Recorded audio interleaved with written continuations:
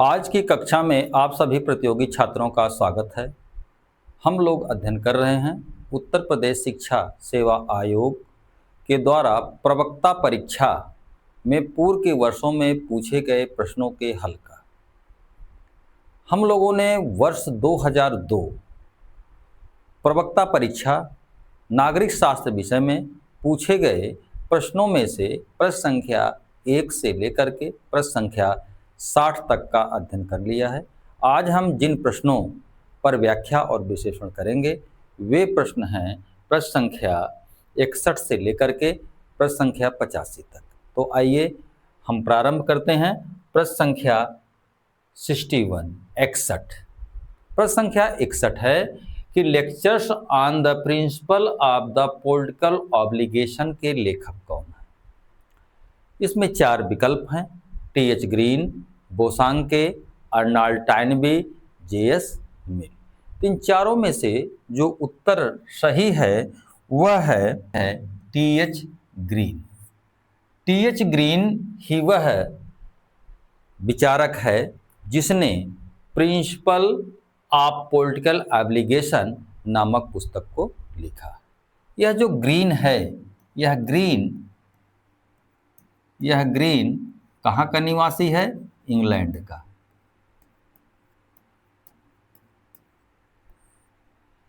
Green की जो विशेष ख्याति है, इसने जो है आदर्शवाद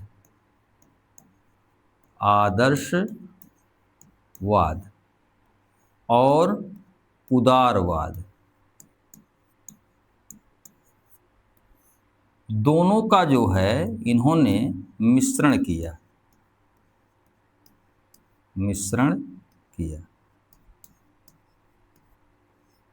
जहां पर उदारवाद में व्यक्ति को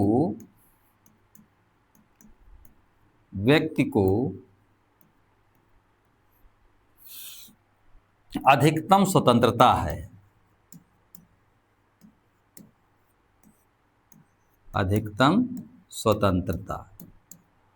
और यह विचारधारा मानती है कि व्यक्ति के मामले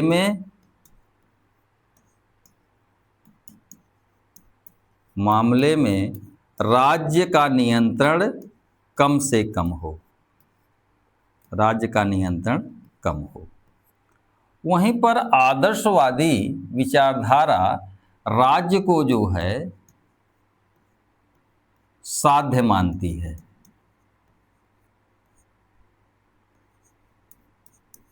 और यह बताती है कि व्यक्ति जो है साधन है, राज्य ही सर्वोच्च शुभ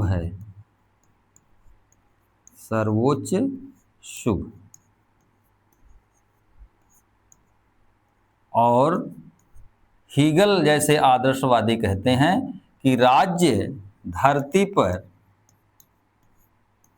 साक्षात ईश्वर है। तो राज्य को यह विचारधारा, आदर्शवादी विचारधारा, व्यक्ति के मामलों में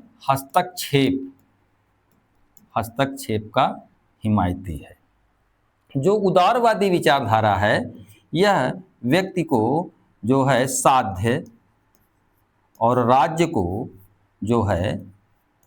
जो है यह क्या है? साधन। तो ग्रीन जो ऐसा विचारक है जिसने उदारवाद की कमियों को पहचाना और आदर्शवाद की अच्छाइयों को उदारवाद के साथ मिलाया, तो इस तरह से ग्रीन एक जो है सकारात्मक स्वतंत्रता की बात करता है। तो आइए हम व्याख्या की तरफ देखते हैं। आप सभी जानते हैं कि 19वीं शताब्दी में एक विचारधारा पनपी। वह विचारधारा कौन सी थी? व्यक्तिवादी विचारधारा। यह व्यक्तिवादी विचारधारा व्यक्ति के स्वतंत्रता और आर्थिक गतिविधियों पर, यानी व्यक्ति जो भी कुछ करना चाहता है उस पर किसी तरह का नियंत्रण नहीं होना चाहिए। जो भी रोजगार, व्यवसाय, कार्य, व्यापार करना चाहता है उस पर भी किसी तरह का नियंत्रण नहीं होना चाहिए। यानी व्यक्तिवादी विचारधारा मानती है कि व्यक्ति की स्वतंत्रता और आर्थिक गतिविधियों पर किसी प्रकार का कोई नियंत्रण नहीं होना चाहिए। यह विचारधारा मुख्य रूप से उदारवाद की विचारधारा, जो नकारात्मक उदारवादी है, वह इंग्लैंड में पनपी। लेकिन समय के साथ पूंजीवादियों का वर्चस्व होता है और 19वीं शताब्दी के अंत तक आते आते इस उदारवादी या नकारात्मक उदारवादी विचारधारा के कुछ जो है दोष दिखाई देने लगते हैं, उसकी कुछ कमियां दिखाई देने लगती हैं। पूंजीपतियों के पास अधिकतम संपत्ति जो है वह इकट्ठा हो जाती है और जो मजदूर या आम जो वर्ग है वह काफी असहाय महसूस करता है। यानी पूंजीपतियों ने नकारात्मक उदारवादी व्यवस्था के अंतर्गत मजदूरों की स्वतंत्रता का अंत कर दिया। अतः समाज से यह मांग उठने लगी कि इसमें सुधार होना चाहिए, जो एक ऐसी व्यवस्था के रूप में हो जो व्यक्ति की स्वतंत्रता को भी साथ ले और राजकीय नियमन, यानी राज्य के द्वारा बनाए गए कानूनों के द्वारा समाज में सुधार का भी कार्य करे। उस समय जो भी विचारधाराएं दुनिया भर में प्रचलित थी, उसमें यदि हम हीगल की विचारधारा की बात करें तो यह विचारधारा जो है, हीगल पूरी तरह राज्य को संप्रभु या सर्वश्रेष्ठ, यानी व्यक्ति का राज्य में पूरी तरह से विलयन कर देता है, जो ठीक नहीं बैठती थी, फिट नहीं बैठती थी। यानी इस समय आवश्यकता एक ऐसे उदारवाद की थी जो जर्मन आदर्शवाद और ब्रिटेन के उदारवाद को मिश्रण करता। यह विचारधारा कहां पर आई, पनपी? यह ग्रीन में पनपी। ग्रीन ने जो है हीगल की तुलना में राज्य की निरंकुशता में कमी की बात की। यानी हीगल राज्य को जितनी शक्तियां देना चाहता था, ग्रीन उससे कम शक्ति राज्य को देता है। और ग्रीन व्यक्ति को साधन मानता है, ऐसा नहीं है। व्यक्ति को ग्रीन ने साध्य माना और व्यक्ति के अधिकारों का ग्रीन ने एक सुरक्षित रूप दिया तथा कुछ परिस्थितियों में ग्रीन ने राज्य का विरोध किया। इस तरह से ग्रीन एक ऐसा विचारक है जो आदर्शवाद के कुछ तत्वों को अपने में समाहित करता है और उदारवाद के कुछ तत्वों को भी अपने में समाहित करता है। प्रश्न में ग्रीन की पुस्तकों के बारे में पूछा गया था, और एक बात ग्रीन की पुस्तकों के बारे में जान लें कि ग्रीन की पुस्तकें उसके जीवित रहते हुए प्रकाशित नहीं हुई। ग्रीन के जो विश्वविद्यालयों में दिए गए व्याख्यान थे, जो लेख थे, उसको उनके शिष्य नेटलशिप ने कुछ खंडों में प्रकाशित किया। पहला जो खंड है वह है जो पुस्तक मानी जाती है ग्रीन की, liberal legislation and freedom of contract. दूसरी जो प्रसिद्ध पुस्तक है जो 1882 में लिखी गई और परीक्षाओं में अक्सर इस पुस्तक को पूछा जाता है, lectures on the principle of political obligation. तीसरी पुस्तक जो ग्रीन की है, लेक्चर्स ऑन इंग्लिश रिवॉल्यूशन। और चौथी पुस्तक है प्रोलेगोमेना टू इथिक्स। इन चारों पुस्तकों को आपको ध्यान में रखना चाहिए। अब हम ग्रीन के कुछ विचार को और भी जान लेते हैं। हमने बताया कि ग्रीन जो है आदर्शवाद और उदारवाद दोनों का मिश्रण करता है। यानी ग्रीन के विचारों में आदर्शवादी विचारधारा और उदारवादी विचारधारा दोनों का संयोग है, मिश्रण है। ग्रीन जो है आदर्शवादियों की तरह आत्मचेतना, विवेक तथा स्वतंत्रता में विश्वास करता है। और स्वतंत्रता जो है, यह जो है व्यक्ति की स्वतंत्रता में विश्वास करता है। जो आदर्शवादी हैं वे राज्य को संविदा, यांत्रिक और शक्ति सिद्धांत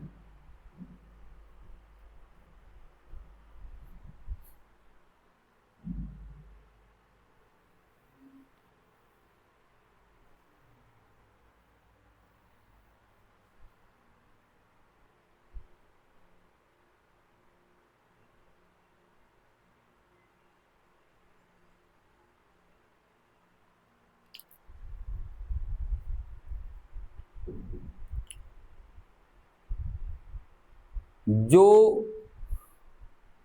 जो जो ग्रीन है, ग्रीन के विचारों में उदारवाद और आदर्शवाद का मिश्रण है। ग्रीन जो है व्यक्ति की आत्मचेतना, विवेक तथा स्वतंत्रता में विश्वास करता है। यह राज्य के संविदा, यांत्रिक और शक्ति सिद्धांत। संविदा सिद्धांत का तात्पर्य है कि जो विचारक राज्य को संविदा या समझौता का प्रतिफल मानते हैं उसका ग्रीन विरोध करता है, तथा व्यक्तिवाद जो है वह यांत्रिक सिद्धांत में विश्वास करता है, उसका भी यह विरोध करता है। और आदर्शवादियों के द्वारा शक्ति सिद्धांत का भी यह विरोध करता है। यह जो ग्रीन है यह मूल रूप से सावयव सिद्धांत, जिस तरह से शरीर के अंग होते हैं उसी तरह से व्यक्ति राज्य के जो है अंग हैं, यह सावयव सिद्धांत है। इस सिद्धांत में ग्रीन विश्वास करता है, तथा ग्रीन जो है वह व्यक्ति को साध्य मानता है। यानी जो संपूर्ण व्यवस्था है वह जो है व्यक्ति के लिए ही है, व्यक्ति ही जो है संपूर्ण जगत के केंद्र में है, ऐसा मानता है। और राज्य व्यक्ति के जीवन को बेहतर बनाने का एक साधन मानता है। ग्रीन राज्य का जो उद्देश्य मानता है कि वह व्यक्ति का पूर्ण नैतिक विकास, यानी एक ऐसी परिस्थितियां उपलब्ध कराना जिसमें व्यक्ति अपना पूरी तरह से आत्मविकास, नैतिक विकास कर सके। ग्रीन जो है संपत्ति के भू संपत्ति यानी सामंतवाद का विरोध करता है, किंतु संपत्ति के अर्जन का समर्थक है। कतिपय परिस्थितियों में ग्रीन व्यक्ति को यह अधिकार देता है कि वह राज्य का विरोध भी कर सके। इसके साथ साथ ग्रीन ने उपयोगितावाद और उदारवाद में समय काल परिस्थिति के सापेक्ष संशोधन किया। ग्रीन जो है वह हिंसा में विश्वास नहीं करता, वह युद्ध में विश्वास नहीं करता, वह युद्ध का विरोध करता है, वह शांति में विश्वास करता है, इसीलिए वह विश्व बंधुत्व में विश्वास करता है। ग्रीन ने दंड सिद्धांत की बात कही है और इस दंड सिद्धांत में उसने जो तत्कालीन समय में प्रचलित दंड के 3 सिद्धांत थे, प्रतिशोधात्मक, निवारक और सुधारात्मक। प्रतिशोधात्मक दंड के सिद्धांत का तात्पर्य है कि आंख के बदले आंख और कान के बदले कान, यानी जिसने जितनी क्षति पहुंचाई है उसकी उतनी क्षति पहुंचाई जाए। दूसरा जो है निवारक सिद्धांत, यानी इसके अंतर्गत यह माना जाता था कि जो दंड इसके अंतर्गत यह माना जाता था कि जो अपराध हुआ है उसका रोकथाम किया जाना चाहिए। और सुधारात्मक सिद्धांत दंड के अंतर्गत यह मानता था कि जो अपराधी है वह एक तरह से मानसिक रोगी है और उसमें सुधार किया जाना चाहिए। दंड सिद्धांत के संदर्भ में ग्रीन प्रतिरोधात्मक, सुधारात्मक और निवारात्मक तीनों तरह के दंडों का समावेश करता है। ग्रीन ने राज्य को समाजों का समाज कहा है। राज्य को समाजों का समाज कहने के पीछे जो ग्रीन का उद्देश्य है वह ये सिद्ध करता है कि राज्य जो है एक तरह से व्यक्ति के पूरी तरह संप्रभुता का दावा नहीं कर सकता है। इस तरह से वह बहुलवादियों के करीब आ जाता है, किंतु यह पूरी तरह से बहुलवाद को नहीं अपना पाता है। इसी कारण मैकाइवर जो है ग्रीन की आलोचना करता है। ग्रीन कहता है कि राज्य का जो कार्य है वह सकारात्मक और नकारात्मक दोनों होना चाहिए। सकारात्मक दृष्टि से ग्रीन का मानना है कि राज्य को व्यक्ति को वह कार्य करने दे जो करने योग्य हो। यदि व्यक्ति के कार्य में कोई बाधा आए तो राज्य का यह दायित्व है कि उस बाधा को वह दूर करे। ग्रीन जो है लाक के प्राकृतिक अधिकारों की आलोचना करता है, क्योंकि वह मानता है कि समाज के पूर्व स्थिति में व्यक्ति के कोई अधिकार नहीं हो सकते हैं। इस तरह से ग्रीन ने जो अपना विचार दिया है वह व्यक्ति के संबंध में दिया है। ग्रीन व्यक्ति को मूलतः एक आत्मचेतस, नैतिक और विवेकशील प्राणी मानता है, और यह जो है पूर्णता की खोज में व्यक्ति जो है परमपिता परमेश्वर का अंश है और वह उस पूर्ण अंश की खोज में सदैव संलग्न है। राज्य के संदर्भ में ग्रीन जो है वह हमने बताया कि सावयव सिद्धांत यानी ऑर्गेनिक थ्योरी में विश्वास करता है। जिस तरह से शरीर एक संपूर्ण होता है तथा उसके अंग उसके साथ मिलकर के कार्य करते हैं, शरीर से अलग होने पर अंगों का कोई अस्तित्व नहीं रह पाता है, उसी तरह से ग्रीन राज्य को और व्यक्ति के बीच संबंधों की बात कहता है और यह सावयव सिद्धांत में विश्वास करता है। और राज्य को बताता है कि राज्य जो है वह व्यक्ति के जीवन में आने वाली बाधाएं जो हैं उन्हें रोक देना है, यानी उन्हें बाधित कर देना है। यानी राज्य एक तरह का साधन है और व्यक्ति जो है वह क्या है, साध्य है। समाज के बारे में वह कहता है कि समाज में जो है सामान्य हित की चेतना होती है और वही चेतना जो होती है वह समाज को या राज्य को जन्म देती है।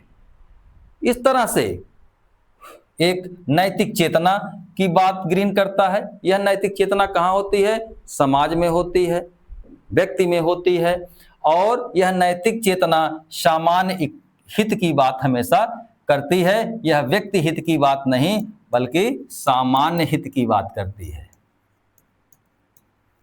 सामान्य इच्छा जो है ग्रीन मानता है सद इच्छाओं का योग जो है यह क्या है, सामान्य इच्छा है। सामान्य इच्छा और स्वतंत्रता के बारे में ग्रीन कहता है कि स्वतंत्रता जो है, जो उपभोग करने योग्य हो वही जो है स्वतंत्रता हो जाता है। असीमित स्वतंत्रता, असीमित स्वतंत्रता का कोई अर्थ नहीं है। स्वतंत्रता का कोई अर्थ नहीं है। और अधिकारों के संदर्भ में कहता है कि अधिकार मानव जीवन की वो स्थितियां हैं जिसमें व्यक्तित्व का अधिकतम विकास हो सके। व्यक्तित्व का विकास हो सके। प्राकृतिक अधिकारों के संबंध में वह जो है प्राकृतिक अधिकारों का आलोचना करता है। वह विशेष स्थितियों में क्रांति का अधिकार देता है तथा युद्ध के संदर्भ में उसका कहना है कि युद्ध जो है वह विनाशकारी होता है। वह शांति में विश्वास करता है। ग्रीन के कुछ कथन विशेष रूप से जो परीक्षाओं में पूछे जाते हैं उनको भी आपको ध्यान में रखना जरूरी है। ग्रीन कहता है कि राज्य का आधार शक्ति नहीं बल्कि इच्छा है। यानी जनता की सहमति से ही राज्य कायम रह सकता है और नहीं तो राज्य क्या हो जाएगा, नष्ट हो जाता है।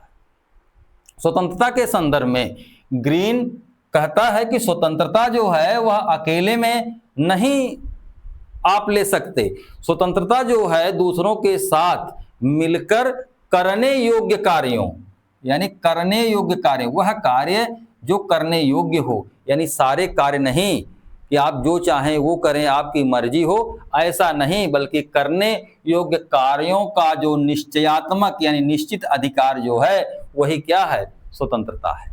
इस तरह से स्वतंत्रता किसी कार्य को करने या उपभोग करने की शक्ति जो है ग्रीन मानता है। सामान्य इच्छा के संदर्भ में ग्रीन कहता है कि यह सामान्य हित की सामान्य चेतना है, यह समाज की वह चेतना है जो लोगों के कल्याण, लोगों की भलाई, लोगों के विकास, लोगों के उत्कर्ष के बारे में सोचती है, वह सामान्य इच्छा है।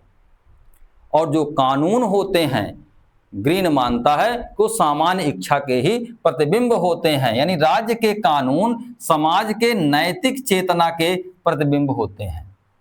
ग्रीन मानता है कि राज्य के आदेशों का उल्लंघन उसी दशा में किया जा सकता है जब उससे सार्वजनिक कल्याण की वृद्धि हो।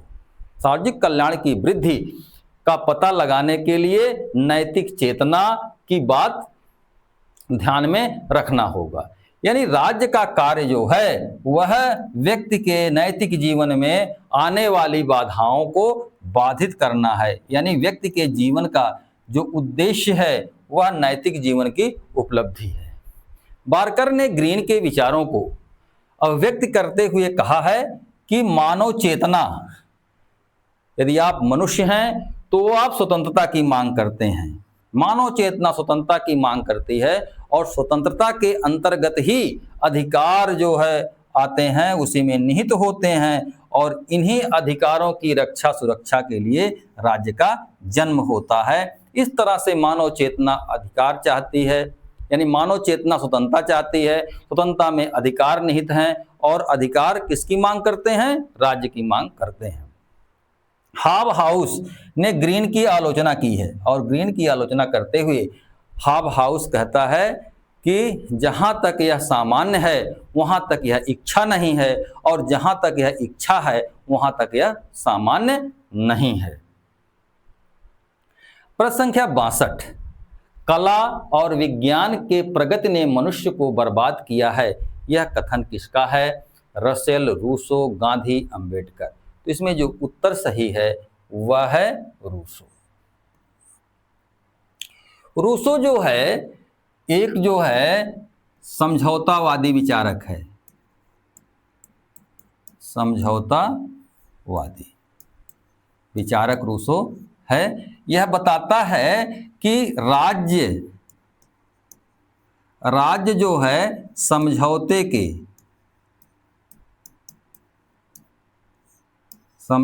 के परिणाम स्वरूप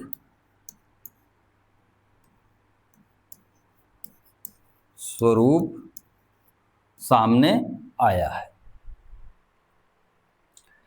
रूसो कहता है कि कला और विज्ञान ने मानव जीवन को बेहतर बनाने के बजाय इसे पतन के गर्त में धकेल दिया है, क्योंकि रूसो का मानना है कि मनुष्य की एक प्राकृतिक दशा थी। इस प्राकृतिक स्थिति में मानव का जीवन जो था या मानव जो था वो नोबल सेवेज, जो केवल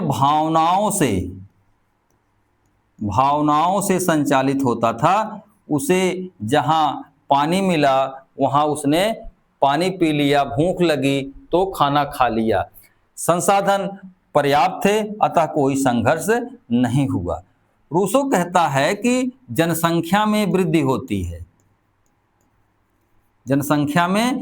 होती है और साधन सीमित होते हैं। ऐसी स्थिति में कोई व्यक्ति भूभाग के एक टुकड़े को घेरता है और कहता है कि यह मेरा है और उसी समय जो है कुछ लोग उसे मान लेते हैं तो संपत्ति का जन्म हो जाता है और यहीं से राज्य की उत्पत्ति होती है। तो रूसो को आपने देखा, वह कहा कि प्राकृतिक अवस्था में तो मनुष्य जो है पूरी तरह से आजाद था, किंतु जैसे ही विज्ञान और सभ्यता की प्रगति हुई वैसे ही जो है मनुष्य बंधनों में आबद्ध हो गया। रूसो का जन्म जो है जेनेवा में हुआ था। कहाँ हुआ था? जेनेवा में। 1649 यानी 1649 ईस्वी में दियोन की एकेडमी में एक विषय पर निबंध के लिए प्रतियोगिता आयोजित की गई।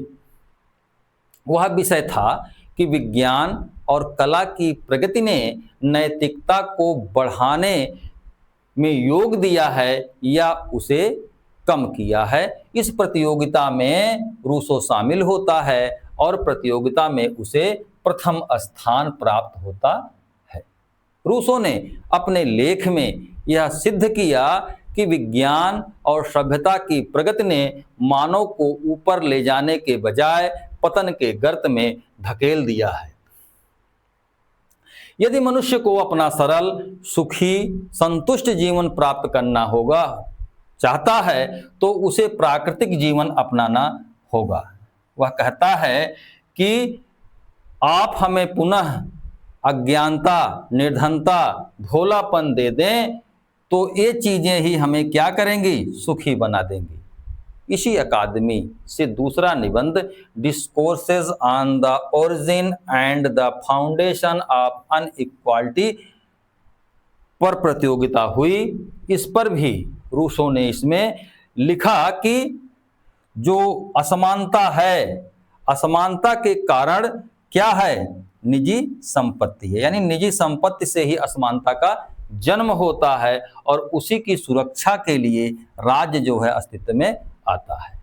और कहता है कि इसी निबंध में discourses on the origin and foundation of inequality विषय में ही वह लिखता है कि प्रथम व्यक्ति जिसने भूभाग के एक टुकड़े को घेरा और कहा कि यह मेरा है, अन्य लोग उसकी इस बात को स्वीकार कर लिए, वह व्यक्ति ही राज्य का प्रथम संस्थापक था।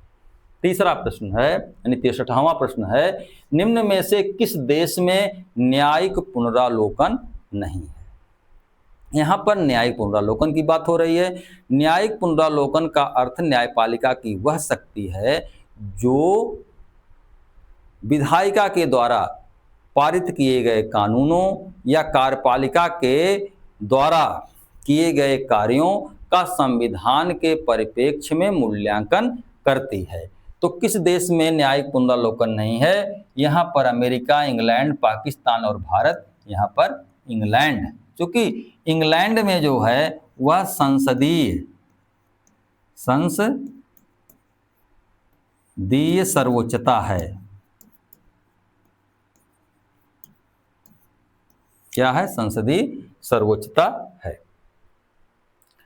हमने बताया कि न्यायिक पुनरावलोकन क्या है। न्यायिक पुनरावलोकन न्यायपालिका की वह शक्ति है जिसके माध्यम से संविधान के विरुद्ध जो न्यायपालिका है वह कार्यपालिका के कार्यों या विधायिका के कानूनों को अवैध घोषित करती है। यह न्यायिक पुनरावलोकन का जो सिद्धांत है सबसे पहले अमेरिका में आया और इसकी स्थापना अमेरिका में एक केस आया था 1803 में कि मार्बरी बनाम मेडिसन का केस आया और इस केस में न्यायाधीश कौन थे? मार्शल थे। इन्होंने ही न्यायिक पुनरावलोकन की सबसे पहले स्थापना की थी। भारतीय संविधान की जब हम बात करते हैं तो भारतीय संविधान के किसी भी अनुच्छेद में न्यायिक पुनरावलोकन की बात नहीं की गई है, किंतु संविधान के बहुत सारे ऐसे अनुच्छेद हैं जिनके माध्यम से भारत में न्यायपालिका ने पुनरावलोकन की शक्ति को प्राप्त कर लिया है, जिसमें अनुच्छेद 13(2), अनुच्छेद 32, अनुच्छेद 226 तथा अनुच्छेद 136, 142, 147 के अलावा अन्य कई ऐसे भारतीय संविधान के अनुच्छेद हैं जिससे भारतीय न्यायपालिका यानी सर्वोच्च न्यायालय जो है न्यायिक पुनरावलोकन की शक्ति को प्राप्त करता है। जहाँ तक इंग्लैंड की बात है, इंग्लैंड में संसदीय संप्रभुता सिद्धांत लागू होने के कारण वहाँ पर न्यायिक पुनर्लोकन नहीं है। भारत हुआ, पाकिस्तान हुआ, अमेरिका हुआ, यहाँ पर न्यायिक पुनर्लोकन जो है, किंतु ब्रिटेन में न्यायिक पुनर्लोकन नहीं है। यद्यपि एक राइटर हैं पिनोक और स्मिथ नामक राइटर का मानना है कि न्यायिक पुनर्लोकन की सिद्धांत की उत्पत्ति ब्रिटेन से हुई है, जबकि अन्य विद्वान मार्बनी बनाम मेडिसन 1803 के केस से न्यायाधीश मार्शल के द्वारा पुनर्लोकन सिद्धांत की उत्पत्ति होती है, ऐसा मानते हैं। प्रश्न संख्या 64 है। प्रश्न संख्या जो निम्नलिखित में से किस देश में एकात्मक शासन व्यवस्था नहीं है? यानी इसमें 4 जो विकल्प हैं, 3 विकल्पों में तो एकात्मक शासन व्यवस्था वाला देश है, लेकिन एक देश ऐसा है जिसमें एकात्मक शासन व्यवस्था नहीं है, फ्रांस, चीन, जापान और ऑस्ट्रेलिया। इसमें जो ऑस्ट्रेलिया है, यहाँ पर एकात्मक शासन व्यवस्था नहीं है, बल्कि ऑस्ट्रेलिया में संघात्मक शासन व्यवस्था है। क्या है? संघात्मक। तो यहाँ पर फ्रांस, चीन और जापान ये जो तीनों देश दिए गए हैं, यहाँ पर शासन की संरचना जो है एकात्मक है। एकात्मक शासन व्यवस्था की जो प्रमुख विशेषता होती है, जो राज्य की शक्ति होती है, राज्य की जो शक्ति होती है, वह शक्ति पूरी तरह से केंद्र में निहित होती है, यानी केंद्र के पास होती है। वही जो है शक्तियों का प्रयोग करता है, और एकात्मक शासन में जो राज्य होते हैं उनके पास जो भी शक्तियां होती हैं वो केंद्र के द्वारा दी गई शक्तियां होती हैं, और जिसका ये प्रयोग करते हैं, किंतु ये स्वतंत्र अस्तित्व नहीं रखते हैं, स्वतंत्र अस्तित्व नहीं रखते हैं। ये अपने शक्ति और कार्य तथा अन्य चीजों के लिए पूरी तरह से केंद्र पर निर्भर होते हैं। अब हम इसको कुछ समझ लेते हैं कि एकात्मक शासन एक ऐसा शासन है जिसमें समस्त प्राधिकार और सत्ता जो होता है वह केंद्र में, प्राधिकार, अधिकार, शक्तियां एक केंद्रीय सत्ता यानी केंद्र में निहित होता है। प्रादेशिक सरकारें जो होती हैं वे अपनी शक्ति और सत्ता के लिए किस पर निर्भर होती हैं? केंद्र पर निर्भर होती हैं। विद्वानों ने कई परिभाषाएं एकात्मक शासन की दी हैं, जो हमने यहाँ पर लिया है। ये परीक्षाओं में अक्सर पूछा जाता है। डायसी की परिभाषा कहती है कि ऐसा राजनीतिक संगठन, यानी जो एकात्मक शासन एक ऐसा राजनीतिक संगठन है जिसमें एक केंद्रीय सत्ता जो होती है वह नियम पूर्वक सर्वोच्च विधायी सत्ता का प्रयोग करती है। एकात्मक शासन है यानी सर्वोच्च विधायी सत्ता का प्रयोग करने वाली वैधानिक शक्ति केंद्र अगर है तो वह राजनीतिक संगठन क्या है? एकात्मक शासन है। एकात्मक शासन जिन देशों में प्रचलित है, ब्रिटेन, फ्रांस, बेल्जियम, जापान आदि इन देशों में एकात्मक शासन है। बिलोबी नामक विद्वान एकात्मक शासन की परिभाषा देते हुए कहते हैं कि एकात्मक शासन में सब अधिकार मूल रूप से किसके हाथ में होते हैं? केंद्रीय सरकार के हाथों में होती है, और वही केंद्रीय सरकार इच्छा अनुसार क्षेत्रीय या प्रदेशों में, क्षेत्रीय इकाइयों में अपनी शक्ति को जो है वितरण करती है, हस्तांतरित करती है। फाइनर नामक एक विद्वान हैं, फाइनर कहते हैं कि एकात्मक राज्य जो है वह राज्य है जिसमें समस्त शक्ति और सत्ता कहाँ निहित रहती है? केंद्र में निहित रहती है, जिसकी इच्छा और अधिकारी समस्त क्षेत्र पर कानूनन सर्वशक्तिमान होते हैं। स्ट्रांग ने भी एकात्मक शासन की परिभाषा दी है और कहा है कि एकात्मक शासन में शासन सत्ता केंद्रीय सरकार के अधीन गठित होती है। केंद्रीय सरकार के अधीन गठित जिलों और प्रांतों कि जो शक्तियां होती हैं केंद्रीय सरकार के इच्छा अनुसार मिलती हैं, जिसमें केंद्रीय शक्ति सर्वोच्च होती है तथा उस केंद्रीय शक्ति के ऊपर कानून द्वारा कोई बंधन नहीं होता है। गार्नर ने एकात्मक शासन की परिभाषा देते हुए कहा है कि संविधान के द्वारा शासन के सारे अधिकार केवल एक ही सत्ता को सौंप दिया जाता है और अन्य क्षेत्रीय स्थानीय सरकारें अपने अधिकार, सत्ता और अस्तित्व के लिए केंद्रीय सत्ता पर निर्भर होते हैं। तो वहां क्या होता है? एकात्मक शासन। इस तरह एकात्मक शासन में जो केंद्र होता है, केंद्र यह क्या होता है? शक्तिशाली होता है, शक्तिशाली होता है। इसी में सारी शक्तियां, अधिकार, प्राधिकार, नियम कानून बनाने की अधिकतम शक्ति इसी में निर्भर होती है। जो राज्य होते हैं वे एक अभिकरण होते हैं, एजेंट की तरह होते हैं।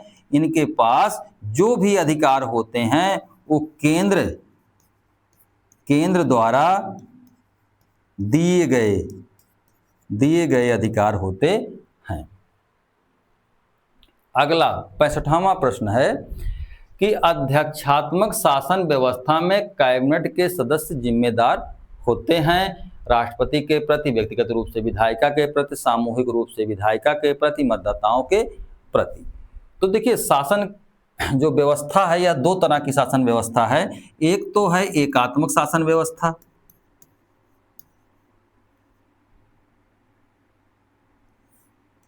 एकात्मक शासन प्रणाली। दूसरी है संघात्मक शासन प्रणाली, संघात्मक शासन प्रणाली।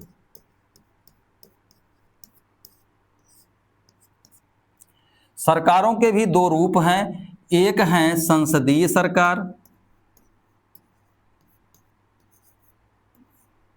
संसदीय सरकार, और दूसरी है अध्यक्षात्मक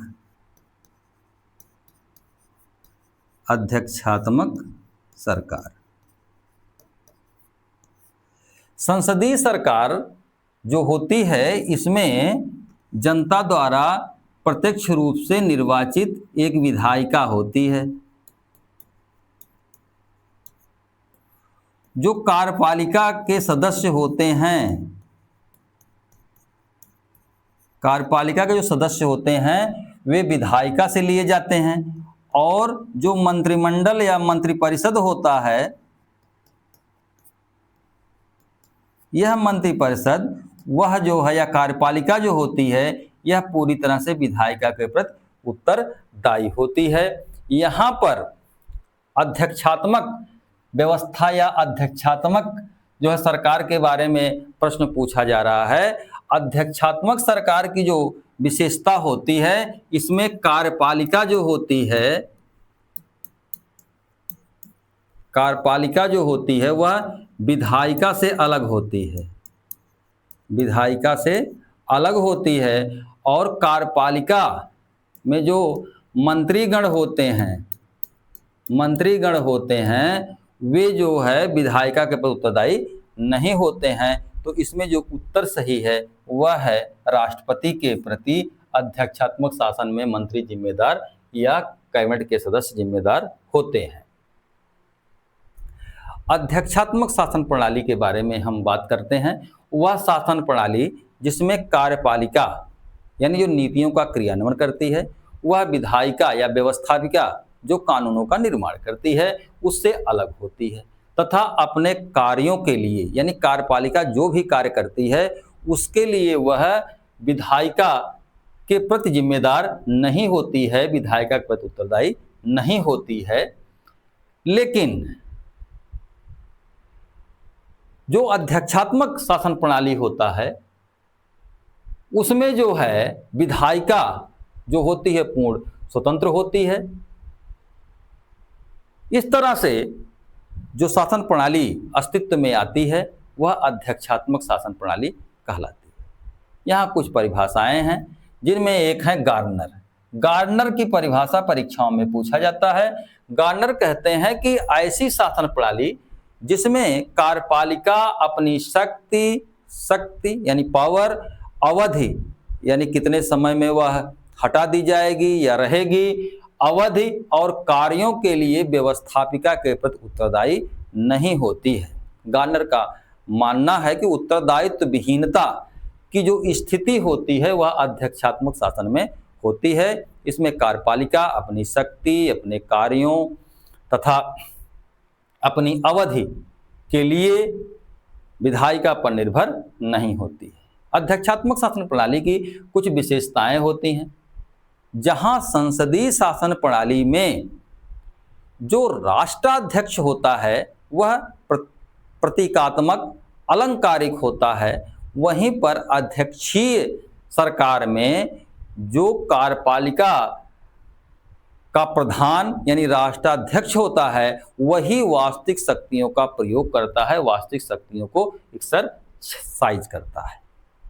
संसदीय शासन प्रणाली में जो राष्ट्राध्यक्ष होता है उसका चुनाव जो है वह एक निर्वाचक मंडल करता है। जैसे भारत में राष्ट्रपति का चुनाव वह राज्य की विधायिकाएं या संसद करती है, किंतु यहाँ पर जो राष्ट्राध्यक्ष यानी अध्यक्षात्मक सरकार में जो राष्ट्राध्यक्ष होता है उसका निर्वाचन आम जनता प्रत्यक्ष रूप से करती है। राष्ट्रपति जो होता है इस प्रणाली में विधानमंडल का ना तो अंग होता, ना तो सदस्य होता है, वह उससे स्वतंत्र होता है। राष्ट्रपति अध्यक्षात्मक सरकार में अपने पसंद से अपने मंत्रिमंडल का निर्माण करता है जो उसके प्रति जो है उत्तरदायी होते हैं। प्रश्न संख्या 66 है, एक संघात्मक सरकार में केंद्र और राज्यों के बीच शक्ति का विभाजन होता है। यहाँ पर संघीय व्यवस्था के बारे में पूछ रहा है। संघीय व्यवस्था कह रहा है कि इसमें केंद्र और राज्यों, संघीय व्यवस्था में आप सभी जानते हैं कि शक्तियों का केंद्र और राज्यों के बीच में विभाजन होता है। जो शक्ति इस व्यवस्था में होती है, यह शक्ति विभाजन, इसकी जो प्रक्रिया है यह किसके तहत होता है? ए संसद के द्वारा, बी संविधान द्वारा, सी बहुमत के निर्णय से राज्यों द्वारा, डी केंद्र या संघ सरकार के द्वारा।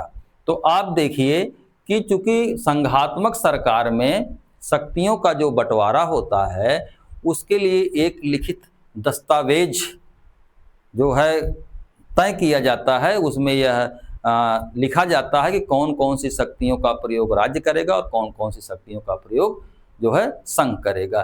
तो देखिए संघात्मक सरकार में संविधान द्वारा शक्तियों का विभाजन जो है केंद्र और राज्यों में किया जाता है। जो इसमें विकल्प दिए गए हैं उसमें यह उत्तर सही होगा।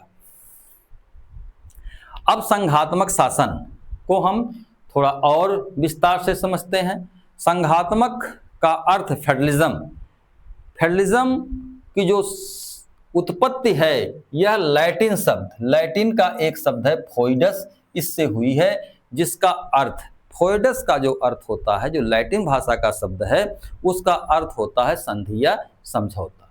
अमेरिका, भारत, कनाडा, पूर्व सोवियत संघ, ऑस्ट्रेलिया आदि राज्यों में जो है संघात्मक शासन प्रणाली है। जिस शासन प्रणाली में शक्ति समझौते के द्वारा या संविधान के द्वारा केंद्रीय और प्रांतीय सरकारों में बटी है, वहां पर संघात्मक शासन होता है। यह शक्ति का जो बंटवारा है, यह शक्ति का बंटवारा मुख्य रूप से दो तरीके से हो सकता है। यानी एक तरीका तो यह हो सकता है कि जब कई राज्य अपने सामान्य उद्देश्यों के लिए एक साथ आएं और अपने शक्तियों को केंद्र को सौंप करके एक संघ का निर्माण करें। दूसरी स्थिति हो सकती है कि संपूर्ण राज्य एक एकात्मक प्रणाली है जिसमें संविधान द्वारा शक्तियां केंद्र और राज्यों के बीच विभाजित कर दी जाए, जैसे भारत और कनाडा में हुआ है। संघात्मक शासन प्रणाली की कुछ विशेषताएं हैं। डायसी नामक विद्वान कहता है कि संघात्मक राज्य ऐसा राजनीतिक उपाय है, यह संघात्मक शासन को एक राजनीतिक उपाय के रूप में देखता है जिसमें राष्ट्रीय एकता और राज्य के अधिकारों के बीच मेल रखना होता है। यानी केंद्रीय शक्ति और प्रांतीय शक्तियों के बीच में मेल रखना होता है। यह एक क्या है, राजनीतिक उपाय है, ऐसा डायसी कहता है। हैमिल्टन कहता है कि संघ राज्यों का एक ऐसा समुदाय है जिससे एक नए राज्य का निर्माण होता है। फाइनर कहता है कि संघीय राज्य वह राज्य है जिसमें अधिकार और शक्ति का कुछ भाग केंद्रीय तथा कुछ भाग स्थानीय क्षेत्रों के समुदाय में विचार पूर्वक बनाई गई केंद्रीय संस्था को दिया जाए। मॉन्टेस्क्यू कहता है कि संघात्मक राज्य ऐसा समझौता है जिसमें बहुत सारे राज्य एक बड़े राज्य का सदस्य बन जाए। गार्नर कहता है कि संघात्मक सरकार वह पद्धति है जिसमें समस्त शक्ति या राष्ट्रीय संविधान संसद द्वारा एक केंद्रीय सरकार तथा उन विभिन्न राज्यों अथवा क्षेत्रीय विभागों की सरकारों के बीच विभाजित कर दिया जाए, वितरित किया जाए, जिससे मिलकर वो बनती है। इस तरह से आपने देखा कि संघीय सरकार में शक्तियों का बंटवारा होता है। जो संघीय सरकार है उसकी कुछ विशेषताएं होती हैं, या संघीय शासन की कुछ विशेषताएं होती हैं। प्रमुख विशेषताओं को हमने लिया है। संघीय शासन में क्या होता है कि एक संविधान होगा, संविधान लिखित और कठोर होगा। संविधान की आवश्यकता संघीय शासन में इसलिए पड़ती है जिससे केंद्र और राज्यों के बीच जिन शक्तियों का बंटवारा हो रहा है उन शक्तियों में कोई गतिरोध ना हो, कोई झगड़ा ना हो, वो स्पष्ट है। केंद्र और राज्य दोनों अपने अपने शक्तियों का प्रयोग अपने तरीके से करें। लिखित इसलिए होता, कठोर इसलिए होता है क्योंकि उसमें सामान्य तरीके से कोई भी परिवर्तन ना कर सके। दूसरी जो विशेषता होती है कि इसमें डिवीजन ऑफ पावर होता है। शक्तियां जो होती हैं केंद्र और राज्य में बटी होती हैं। द्वैध शासन प्रणाली इसमें होती है। केंद्र में एक अलग सरकार होती है और राज्यों की अपनी अलग सरकार होती है। इसमें न्यायपालिका की सर्वोच्चता स्थापित की जाती है। न्यायपालिका की सर्वोच्चता स्थापित करने के पीछे जो उद्देश्य है वह है कि यदि केंद्र और राज्य के बीच किसी मुद्दे पर संघर्ष होता है तो न्यायपालिका सर्वोच्च रहेगी, तो उस मामले का निर्णय यह ठीक ढंग से कर सकेगी। इसमें दोहरी नागरिकता का प्रावधान किया जाता है। केंद्र का एक अलग नागरिकता, राज्य की एक अलग नागरिकता। अमेरिका में ऐसा देखने को मिलता है। केंद्रीय व्यवस्थापिका का जो उच्च सदन होता है वह जो है राज्यों का प्रतिनिधित्व करता है। जैसे भारत में जो है राज्यसभा, अमेरिका में सीनेट। भारत में जो है सदस्य राज्यों को समान प्रतिनिधित्व नहीं दिया गया है, लेकिन अमेरिका की सीनेट में अमेरिका के जो है प्रत्येक राज्य दो प्रतिनिधि भेजते हैं। दो प्रतिनिधि भेजते हैं और वहां राज्यों की कुल संख्या इसमें मिलाकर के जो है 50 है, तो दो प्रतिनिधि भेजते हैं तो सदस्यों की संख्या हो जाती है 100। संघीय सरकारों में जो राज्य होते हैं वे संविधान के संशोधन प्रक्रिया में थोड़ी बहुत सहभागिता भी करते हैं। देखिए, भारत एक संघीय राज्य है, तो भारत में कुछ प्रावधान तो ऐसे हैं कि जिसमें जो है राज्यों के आदेश, राज्यों के अनुसमर्थन की आवश्यकता पड़ती है। संघीय व्यवस्था में राज्यों के लिए अपने अलग संविधान होते हैं। अमेरिका में राज्यों के अपने लिए अलग संविधान हैं। और जो संघीय व्यवस्था होती है इसमें राज्यों को अलग होने का अधिकार नहीं होता है। अब 67वां प्रश्न है, निम्नलिखित में से किस देश में प्रशासनिक न्यायालयों की विस्तृत व्यवस्था है? दो तरह के न्यायालय, एक होते हैं सामान्य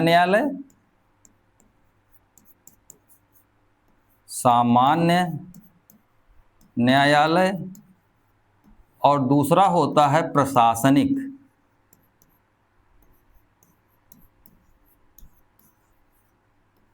प्रशासनिक न्यायालय। फ्रांस, ब्रिटेन, अमेरिका, स्विट्जरलैंड, प्रशासनिक न्यायालयों की जो व्यवस्था है वह कहाँ है? फ्रांस में। फ्रांस में दो तरह के न्यायालय हैं, एक हमने बताया एक सामान्य न्यायालय और एक है प्रशासनिक न्यायालय। तो जो सामान्य न्यायालय है ये आम नागरिकों के आपराधिक, सिविल आदि मामलों की सुनवाई करते हैं। जो प्रशासनिक न्यायालय हैं ये प्रशासनिक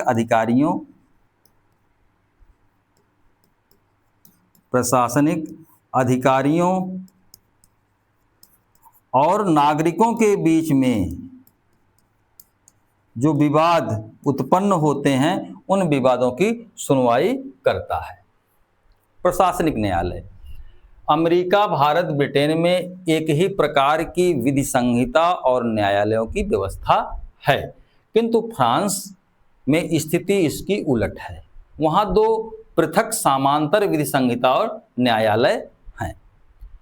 साधारण न्यायालय जो होते हैं वो सामान्य विधियों के आधार पर नागरिकों के झगड़ों का निर्णय करते हैं, किंतु प्रशासकीय न्यायालय जो होते हैं उन झगड़ों का निर्णय करते हैं जो प्रशासकीय विधियों के आधार पर किए जाते हैं तथा जो प्रशासनिक अधिकारी और नागरिकों के बीच उत्पन्न होते हैं। इसलिए वहाँ पर सामान्य कानून और प्रशासनिक कानून दोनों अलग अलग होते हैं। जहाँ सामान्य कानून सामान्य नागरिकों के परस्पर झगड़ों का समाधान करते हैं, वहीं पर प्रशासनिक न्यायालय प्रशासनिक कानूनों के आधार पर नागरिकों और प्रशासनिक पदाधिकारियों के बीच के विवादों का निर्णय करते हैं। तो वहाँ पर दो न्यायालयों के दो स्तर हैं, एक प्रादेशिक परिषदें हैं, दूसरा है राज्य परिषद। जो राज्य परिषद है फ्रांस की सर्वोच्च प्रशासकीय न्यायालय है, यह पेरिस में स्थित है।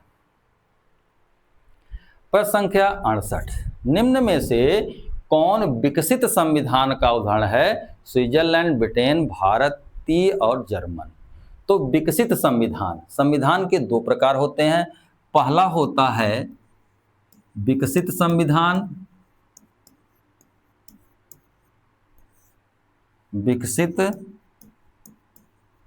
संविधान और दूसरा होता है लिखित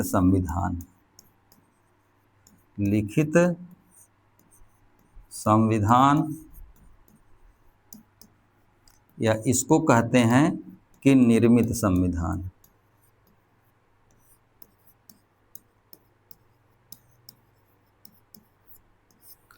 तो इसमें जो चार विकल्प दिए गए हैं स्विट्जरलैंड, ब्रिटेन, भारतीय और जर्मनी, तो इसमें जो ब्रिटिश संविधान है यह जो है विकसित संविधान है। तो यह विकसित संविधान क्यों है? तो आप देखिए,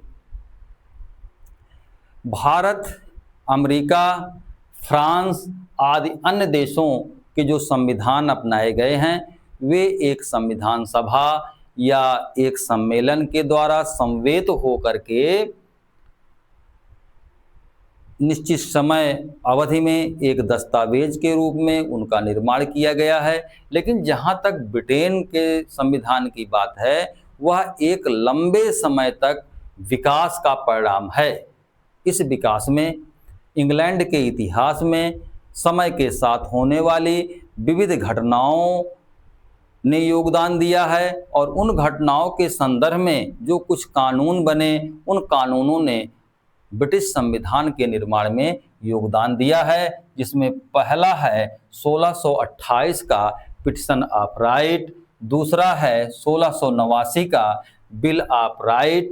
इसके अलावा विविध संवैधानिक या संसदीय अधिनियम, दूसरा न्यायिक निर्णय, कॉमन लॉ, प्रथाएं, परंपराएं, संविधान पर लिखी गई टीकाएं, ये आदि जो हैं ब्रिटेन के संविधान के विकास के महत्वपूर्ण निर्धारक तत्व हैं। डाइसी की पुस्तक है लॉ ऑफ द कॉन्स्टिट्यूशन जो परीक्षाओं में पूछी जाती है।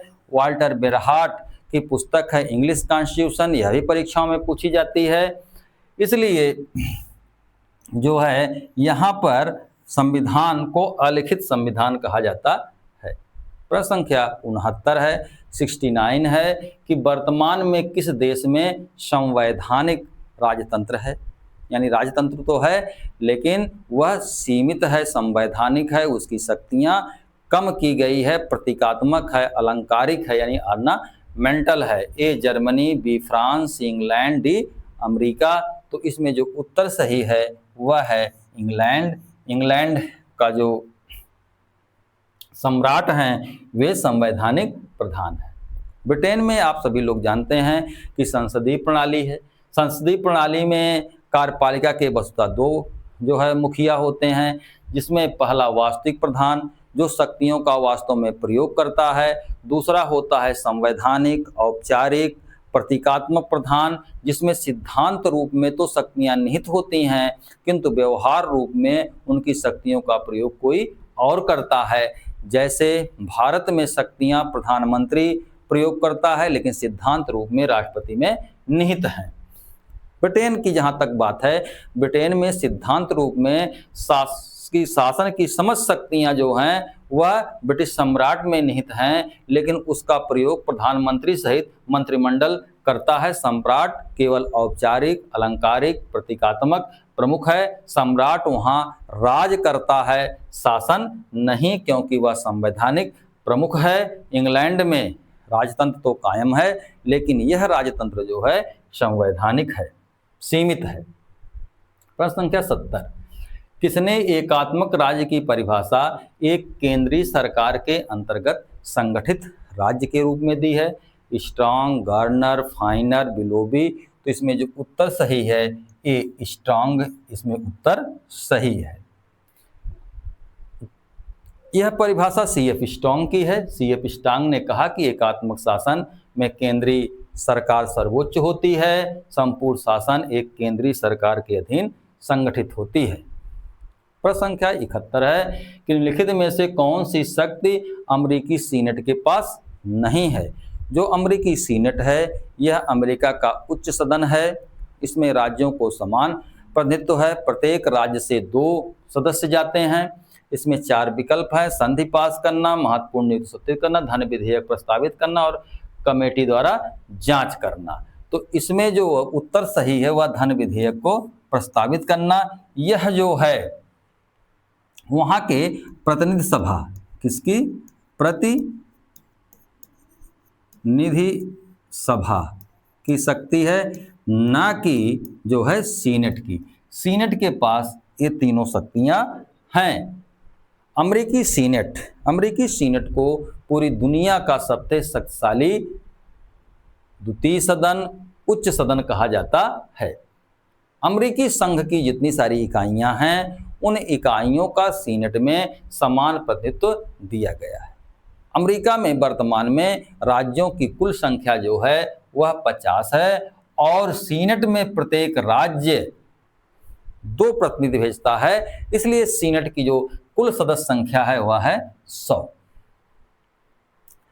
दुनिया के जितने भी लगभग उच्च सदन हैं उन सदनों में जो चुनाव होता है वह अप्रत्यक्ष होता है, लेकिन अमेरिकी संविधान में 17वां संवैधानिक संशोधन किया गया। उस संशोधन के बाद सीनेट के जो सदस्य होते हैं उनका निर्वाचन प्रत्यक्ष किया जाने लगा है। अमेरिकी जो सीनेट है वह एक अस्थाई सदन है और उसके 1/3 सदस्य जो होते हैं वह प्रति दूसरे वर्ष जो है वो क्या होते हैं? रिटायर हो जाते हैं। जो सदस्य होते हैं उनका कार्यकाल जो होता है 6 वर्ष होता है। सीनेट की जो शक्तियां हैं वह कानून निर्माण के संदर्भ में प्रतिनिधि सभा के समान है, किंतु धन विधेयक यानी वित्त संबंधी कार्य केवल प्रतिनिधि सभा में ही प्रस्तावित किए जाते हैं। सीनेट की जो शक्तियां हैं वे नियुक्ति संबंधी शक्तियां, यानी नियुक्तियों को वह पुष्टि करता है। राष्ट्रपति द्वारा की गई जो संधियां होती हैं उनको पुष्टि करता है। कोई जांच कमेटी बैठा करके जांच करने की इसके पास शक्ति होती है। महाभियोग की जांच कर सकता है। राष्ट्रपति का निर्वाचन आदि, उपराष्ट्रपति का निर्वाचन आदि में भी इसकी जो है शक्तियां हैं। आगे बढ़ते हैं कि 72 है कि युद्ध पुरुषों के लिए उसी तरह है जिस तरह महिलाओं के लिए मातृत्व। यह कथन किसका है? हिटलर, मुसोलिनी, लेनिन, माओ। तो यह जो उत्तर सही है यह है मुसोलिनी। मुसोलिनी जो है फांसीवादी विचारक है।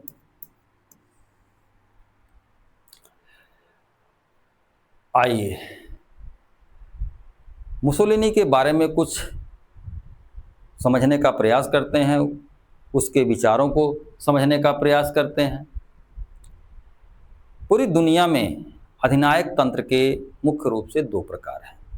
पहला जो प्रकार है वह है वामपंथी अधिनायकवाद और दूसरा है दक्षिणपंथी अधिनायकवाद। वामपंथी अधिनायकवाद में मार्क्सवाद यानी समाजवादी विचारधारा के लोग आते हैं और दक्षिणपंथी अधिनायकवाद में मुसोलिनी और हिटलर आते हैं। मुसोलिनी का फांसीवाद और हिटलर का नाजीवाद इसमें आते हैं। फांसीवाद और नाजीवाद मूल रूप से द्वितीय विश्व युद्ध के बाद विश्व में अस्तित्व में आया। फांसीवाद का जन्म जो है इटली में कैसे हुआ? फांसीवाद के जन्म में उत्तरदायी कारण जो रहा है वह इटली की परिस्थितियां थी। 28 अक्टूबर 1922 को मुसोलिनी ने इटली के रोम पर चढ़ाई करके और हिंसात्मक क्रांति के माध्यम से वहां की फेंकता सरकार जो कि संसदीय सरकार थी उसका तख्ता जो है पलट कर दिया और उद्योगपतियों तथा भूस्वामियों के समर्थन से फांसीवादी सरकार का गठन किया।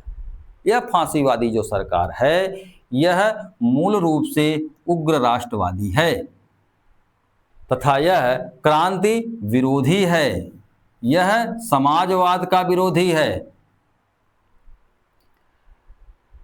इस तरह से उग्र राष्ट्रवाद का समर्थन, क्रांति का विरोध और समाजवाद का विरोध करते हुए इसने एक आंदोलन का रूप धारण कर दिया। मुसोलिनी की पुस्तक the political and social doctrine of the fascism जो है इसमें मुसोलिनी के विचारों को आप पढ़ सकते हैं, जान सकते हैं। फांसीवाद ने जो है इटली में एक दलीय यानी एक दल की तानाशाही की स्थापना किया। यह फांसीवाद निगमनात्मक राज्य में विश्वास करता है। निगमनात्मक राज्य जो है यह व्यक्तिवादियों की व्यक्तिवादी धारणा के विपरीत है। यह कहता है कि राज्य ऐसे व्यक्तियों से मिलकर के बनता है जो समाज में विविध कार्य करने के लिए व्यावसायिक समुदायों के रूप में गठित होते हैं।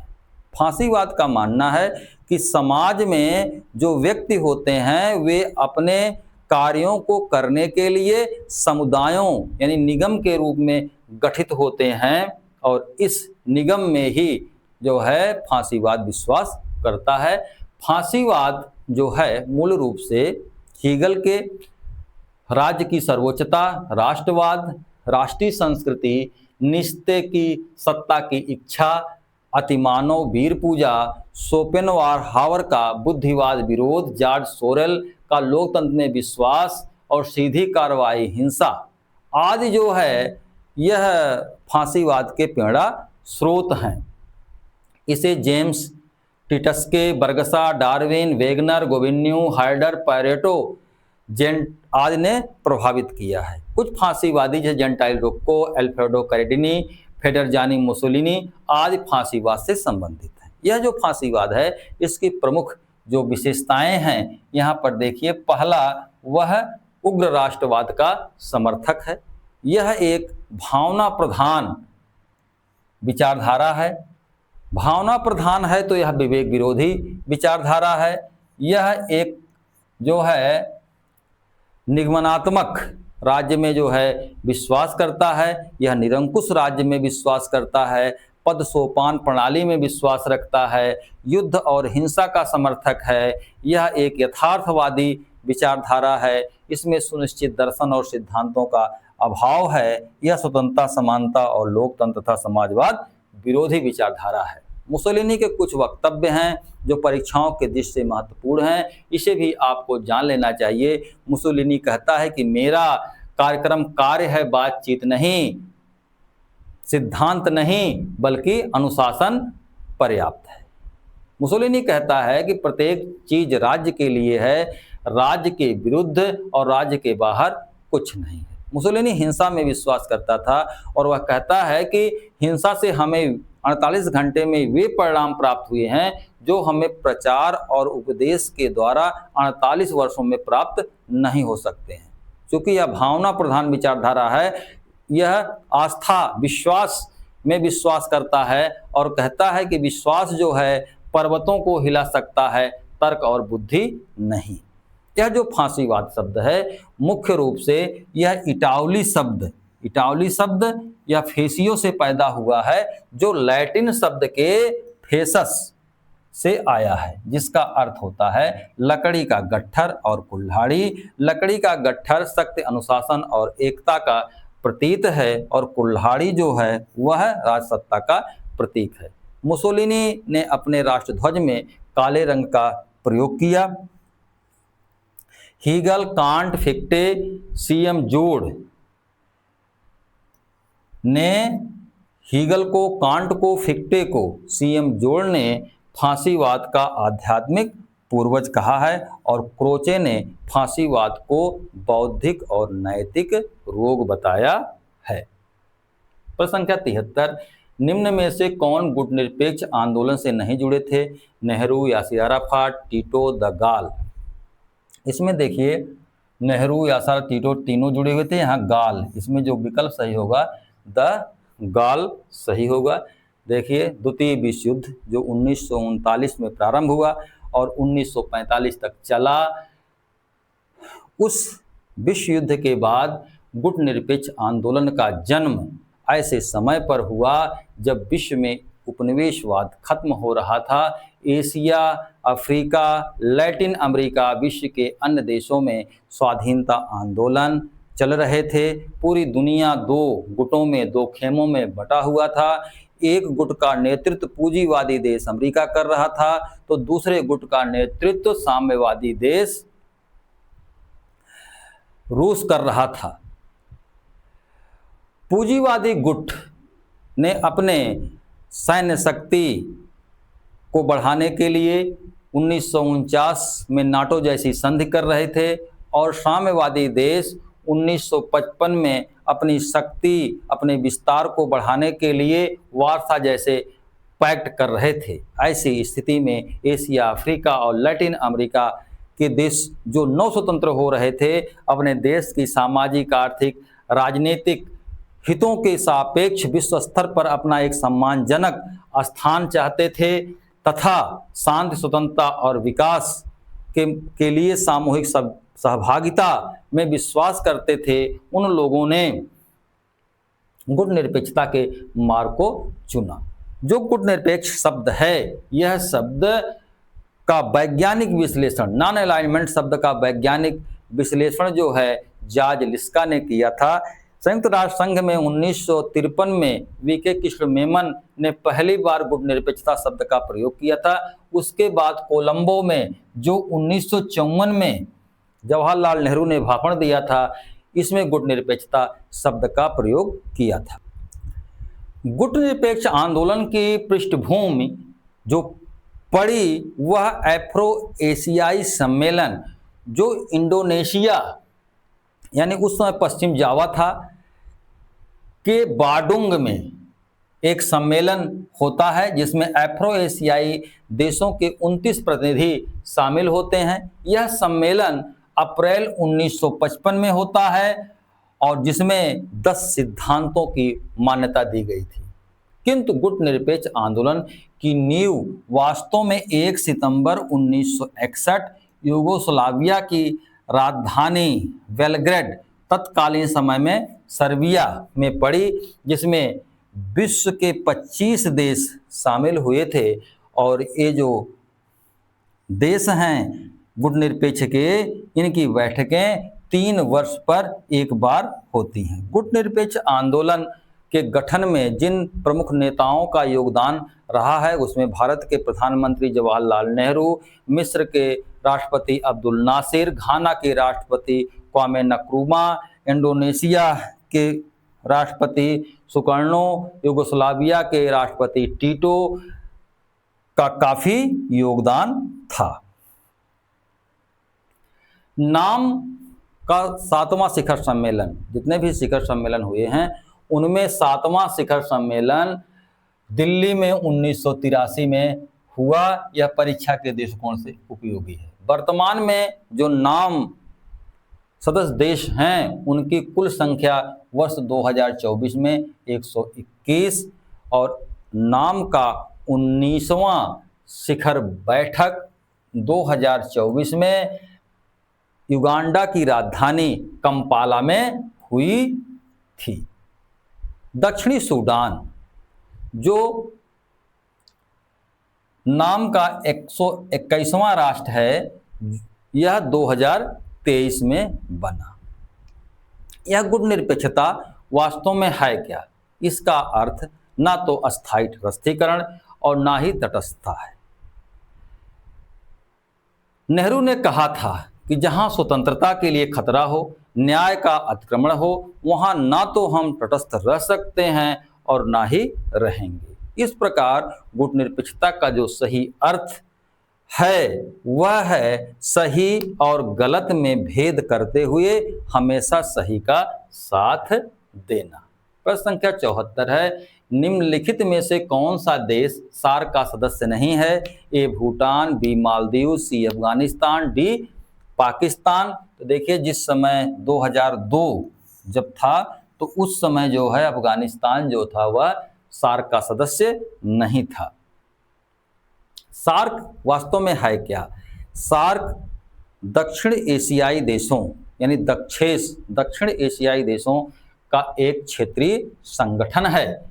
इसके सदस्य देशों की संख्या वर्तमान में 8 है और इसके जो सदस्य देश हैं उसमें भारत है, पाकिस्तान है, अफगानिस्तान, बांग्लादेश, नेपाल, श्रीलंका, मालदीव, यानी कुल मिलाकर के भारत के पड़ोसी देश जो हैं ये सार्क के सदस्य हैं।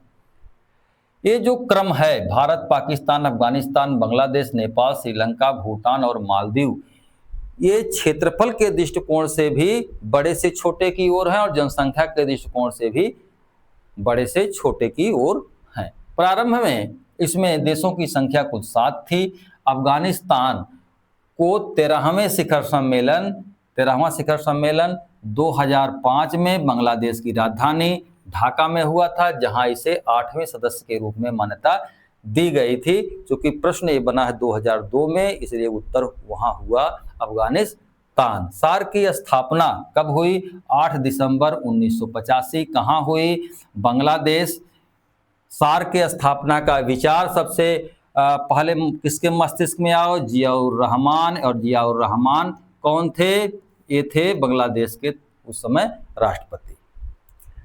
जो सार्क शिखर सम्मेलन है इसका पहला जो बैठक हुआ बांग्लादेश के ढाका में हुआ और यह जो शिखर सम्मेलन है प्रति 2 वर्ष पर होता है। सार्क का जो सचिवालय है वह नेपाल के काठमांडू में है। सार्क का उद्देश्य क्या है? सार्क का उद्देश्य है कि सहमति वाले क्षेत्रों में परस्पर सहयोग और सामूहिक प्रयासों के माध्यम से सदस्य राष्ट्रों का आर्थिक सामाजिक विकास करना। भारत में सार्क का दूसरा सम्मेलन 1986 में हुआ था, 8वां नई दिल्ली में 1995 में और 14वां 2007, यानी 3 सार्क के सम्मेलन अब तक दिल्ली में हो चुके हैं। सार्क का 18वां शिखर सम्मेलन 2014 में काठमांडू में हुआ था।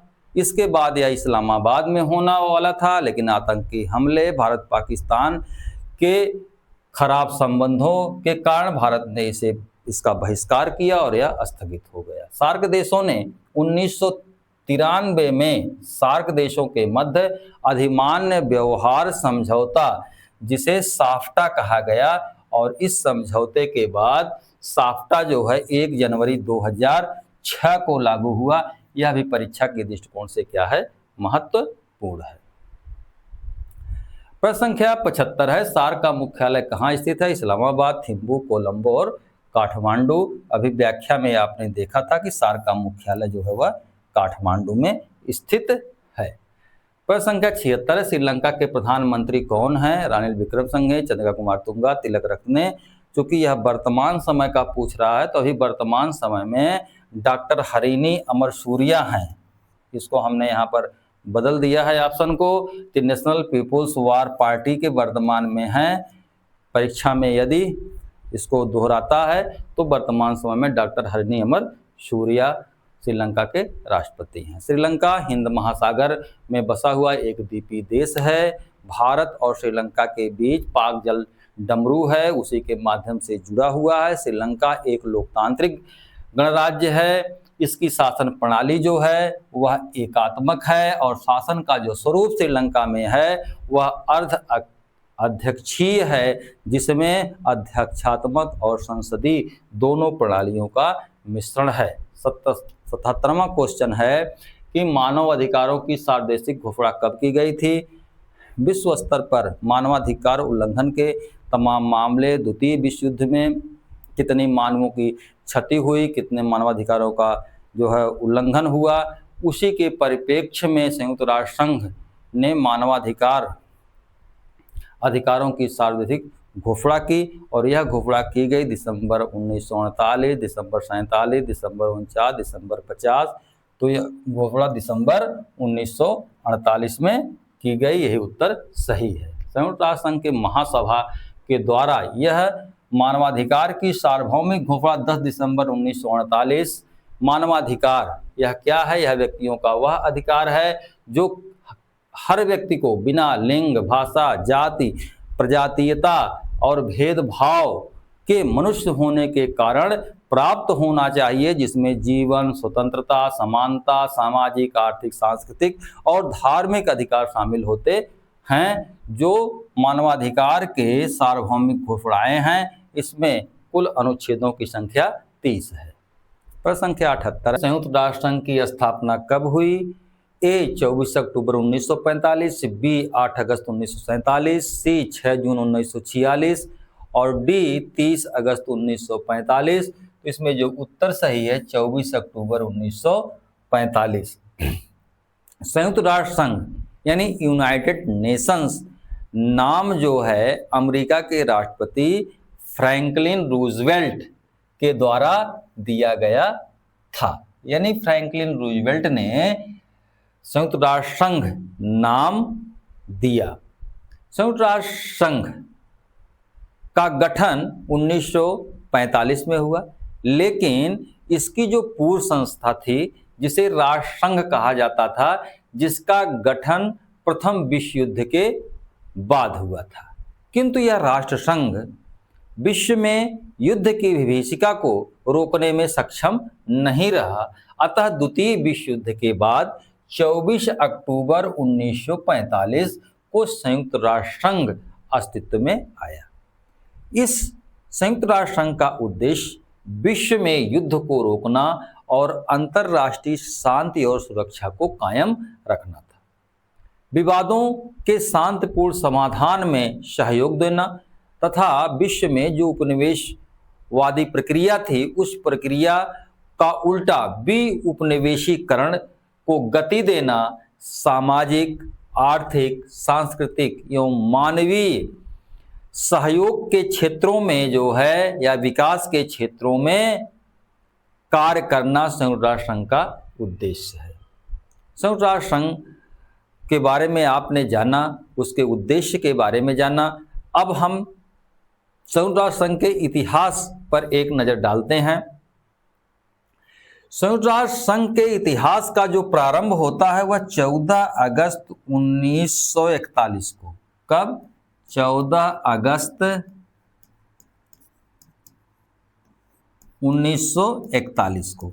यह 14 अगस्त 1941 क्यों प्रसिद्ध है? क्योंकि ये अटलांटिक चार्टर से संबंधित है। यह अटलांटिक चार्टर है क्या? अटलांटिक चार्टर के माध्यम से एक सुंदर और सुनहले भविष्य की कामना की गई थी। ये जो सुंदर और सुनहला भविष्य था, इसके लिए अटलांटिक महासागर में एक युद्धपोत पर ब्रिटेन के प्रधानमंत्री चर्चिल और अमेरिका के राष्ट्रपति फ्रैंकलिन डी रूजवेल्ट आपस में मिले। नवंबर 1943 में तेहरान सम्मेलन हुआ। तेहरान सम्मेलन कब हुआ? 1943 में। इस सम्मेलन में जो अटलांटिक चार्टर में प्रतिबद्धताएं की गई थी, उन्हीं को दोहराते हुए चर्चिल और स्टालिन यानी रूस के जो साम्यवादी नेता थे, वहाँ के जो राष्ट्रपति थे स्टालिन, और रूजवेल्ट अमेरिका के राष्ट्रपति, विश्व संगठन में सभी राष्ट्रों की भागीदारी होगी, इस हेतु एक सम्मेलन होगा और उस सम्मेलन में सबको बुलाया जाएगा। जुलाई 1944 को एक सम्मेलन हुआ। इस सम्मेलन को ब्रेटन वुड्स सम्मेलन कहा जाता है।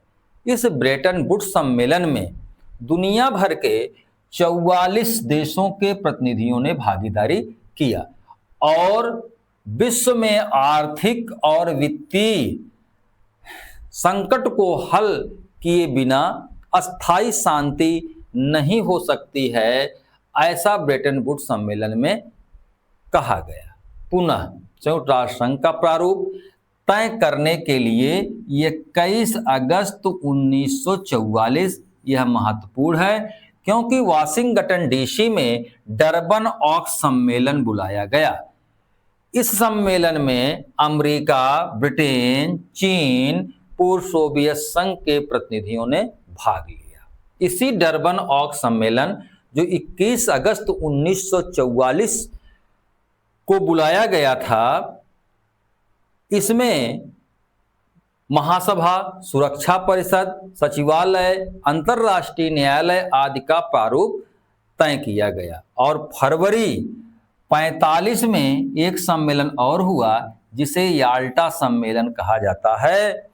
यह सम्मेलन महत्वपूर्ण इसलिए है क्योंकि संयुक्त राष्ट्र संघ के जो अस्थायी सदस्य 5 हैं, उन सदस्यों को वीटो का अधिकार दिया गया। इसी याल्टा सम्मेलन 1945 में निर्णय हुआ। इसमें रूजवेल्ट, चर्चिल और स्टालिन तीनों लोगों ने भाग लिया था। आगे बढ़ते हैं। 26 जून 1945 को सैन फ्रांसिस्को में 50 देशों के प्रतिनिधि इकट्ठा होते हैं और ये 50 प्रतिनिधि संयुक्त राष्ट्र संघ के चार्टर पर हस्ताक्षर करते हैं। एक देश और भी है जिसका नाम पोलैंड है, और यह पोलैंड जो है संयुक्त राष्ट्र संघ का जो 26 जून 1945 सैन फ्रांसिस्को में सम्मेलन हुआ था, उसके चार्टर पर बाद में हस्ताक्षर करता है। इस तरह से पोलैंड को लेकर के संयुक्त राष्ट्र संघ के मूल सदस्यों की संख्या 51 यानी 41 हो जाती है। 24 अक्टूबर 1945 को जो है संयुक्त राष्ट्र संघ का चार्टर लागू हो गया, और इसी 24 अक्टूबर जब संयुक्त राष्ट्र संघ का चार्टर लागू हुआ, यही उसकी गठन की तारीख है। संयुक्त राष्ट्र संघ का जो मुख्यालय है वह कहाँ है? न्यूयॉर्क में है। वर्तमान में संयुक्त राष्ट्र संघ में सदस्यों की कुल संख्या कितनी है? 193 है, 193, तथा 193 के अंतर्गत जो अंतिम देश दक्षिणी सूडान है, यह दक्षिणी सूडान 2011 में संयुक्त राष्ट्र संघ का सदस्य बना। संयुक्त राष्ट्र संघ के 6 अंग हैं, जिसमें प्रमुख है महासभा, सुरक्षा परिषद, आर्थिक सामाजिक परिषद, अंतर्राष्ट्रीय न्यायालय और न्यास परिषद। प्रसंख्या 19 है। प्रसंख्या 79 है कि निम्नलिखित में से कौन एक संयुक्त राष्ट्र संघ का मुख्य अंग नहीं है? ए महासभा, सुरक्षा परिषद, न्यास परिषद, अंतर्राष्ट्रीय श्रम संगठन। आप सभी लोग जानते हैं कि संयुक्त राष्ट्र संघ के कुल 6 अंग हैं, जिसमें पहला है महासभा, दूसरा है सुरक्षा परिषद, तीसरा है आर्थिक सामाजिक परिषद, इसके बाद अंतर्राष्ट्रीय न्यायालय, इसके बाद न्यास परिषद। ये सारे संगठन संयुक्त राष्ट्र संघ के हैं, जिसमें से अंतर्राष्ट्रीय श्रम संगठन नहीं है। यही उत्तर यहाँ पर सही है। संयुक्त राष्ट्र संघ के 6 अंग हैं, जिसमें से वर्तमान में 5 अंग कार्यरत हैं और जो 6वां अंग न्यास परिषद था, इस न्यास परिषद को 1994 में पलाऊ जो एक क्षेत्र था, जो न्यास क्षेत्र था, इसे आज़ादी मिलने के बाद 1994 में इस न्यास परिषद का काम समाप्त हो गया। इस न्यास परिषद को, जो कि संयुक्त राष्ट्र संघ का अंग है, इसे समाप्त नहीं किया गया है, बल्कि इसे निष्क्रिय कर दिया गया है, जिससे भविष्य में यदि कोई आवश्यकता होती है तो पुनः इसको सक्रिय करके काम में लाया जा सकता है। प्रश्न संख्या 80 है कि जब 1967 में आसियान की स्थापना हुई तो निम्नलिखित में से कौन सा देश इसका सदस्य जो है नहीं था? आसियान दक्षिण पूर्व एशियाई देशों का संगठन है, जो अपने आर्थिक हितों, सामाजिक, सांस्कृतिक हितों, विकास, समृद्धि के लिए परस्पर इकट्ठा होकर के एक संगठन बनाए हैं। इस संगठन का जो निर्माण हुआ 1967 में हुआ। निर्माण के समय इनके देशों की जो संख्या थी, इस ऑप्शन में एक देश ऐसा है जो कि उस समय सदस्य इसका नहीं था। मलेशिया, सिंगापुर, लाओस और फिलीपींस। इसमें जो उत्तर सही है वह है लाओस। तो आइए हम प्रश्न संख्या 80 की व्याख्या देते हैं। Association of south east Asian Nations यानी आसियान का जो गठन हुआ वह 8 अगस्त 1967 को बैंकॉक यानी थाईलैंड में हुआ था। स्थापना के समय आसियान के सदस्य देशों की जो संख्या थी वह 5 थी। इसमें जो सदस्य देश थे Thailand, Indonesia, Malaysia, Philippines, Singapore, यानी इसमें लाओस नहीं था, जो उत्तर आपने सही देखा।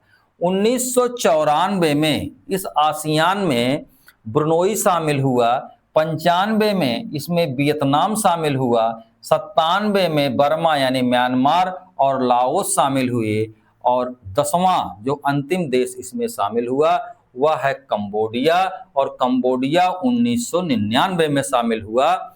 इस तरह से दक्षिण पूर्व एशियाई देशों के संगठन आसियान में सदस्य देशों की संख्या 10 है। आसियान का जो मुख्यालय है वह इंडोनेशिया की राजधानी जकार्ता में है, और इसकी बैठकें जो है प्रतिवर्ष आयोजित होती रहती हैं। आसियान का पहला शिखर सम्मेलन इंडोनेशिया का एक स्थान है बाली में फरवरी 1976 में हुआ था। 46वां शिखर सम्मेलन जो आसियान का हो रहा है वह कुआलालंपुर में मई 1925 में संपन्न हुआ था। इस सम्मेलन का जो विषय था वह था समावेशिता और स्थिरता, तथा 48वां जो शिखर सम्मेलन 2026 में आसियान का होगा वह होगा कहाँ? फिलीपींस में। आसियान जो संगठन है, इस संगठन का उद्देश्य शांति, स्थिरता, सहयोग, विकास को बढ़ावा देना, जिससे यह क्षेत्र आर्थिक, राजनीतिक, सामाजिक दृष्टि से मजबूत हो सके। भारत आसियान में पर्यवेक्षक बना 2006 में, और 2002 में भागीदार राष्ट्र बना, तथा 2012 में आसियान का भारत रणनीतिक साझीदार हो गया है। प्रश्न संख्या 81 है कि भारत श्रीलंका समझौता संपन्न हुआ था 1985 में, 86 में, 87 में, 88 में। तो उत्तर सही है 87 में। भारत और श्रीलंका के बीच जो समझौता हुआ था 19 जून 1987 यानी भारत श्रीलंका के बीच जो समझौता हुआ था वह 29 जुलाई 1987 को कहाँ हुआ था? कोलंबो में हुआ था। किसके किसके बीच हुआ था? राजीव गांधी भारत के प्रधानमंत्री और श्रीलंका के राष्ट्रपति जयवर्धने के बीच में हुआ था। यह समझौता एक शांति समझौता था जिसमें प्रधानमंत्री राजीव गांधी ने श्रीलंका में हो रही जातीय हिंसा को समाप्त होने के लिए भारतीय शांति सेना भेजी थी, जिसमें सैकड़ों भारतीय सैनिक मारे गए थे और तमिल उनसे जो है नाराज भी हुए थे। प्रश्न संख्या 82 है, सार्क औपचारिक रूप से स्थापित किया गया दिसंबर 80, अगस्त 83, दिसंबर 85 और जुलाई 87। तो यहाँ पर विकल्प संख्या सी दिसंबर 85 आपने इसकी व्याख्या देख रखी है। प्रश्न संख्या 83 है, ओम्बुड्समैन की अवधारणा का प्रारंभ हुआ? ए फिनलैंड में, बी स्वीडन में, सी नॉर्वे में और डी इंग्लैंड में। तो उत्तर जो सही होगा वह होगा स्वीडन में।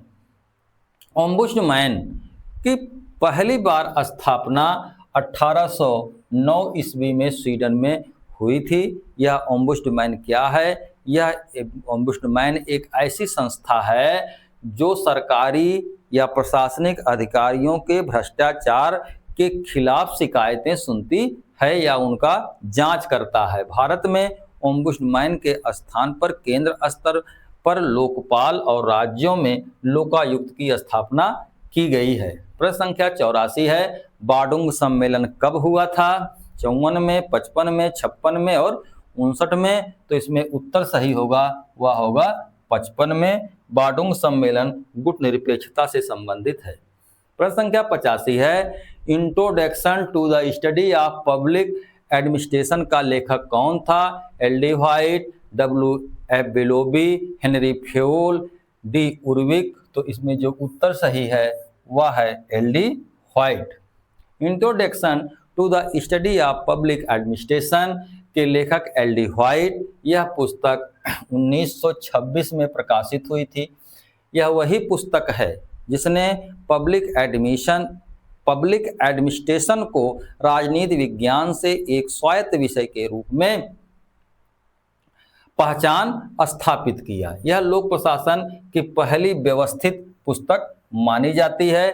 पब्लिक एडमिशन के क्षेत्र में एक और पुस्तक जो परीक्षाओं में पूछी जाती है वुडरो विल्सन की, यह पुस्तक है the study of public administration. तो इस तरह आपने प्रश्न संख्या 61 से लेकर के प्रश्न संख्या 85 तक का अध्ययन कर लिया। धन्यवाद।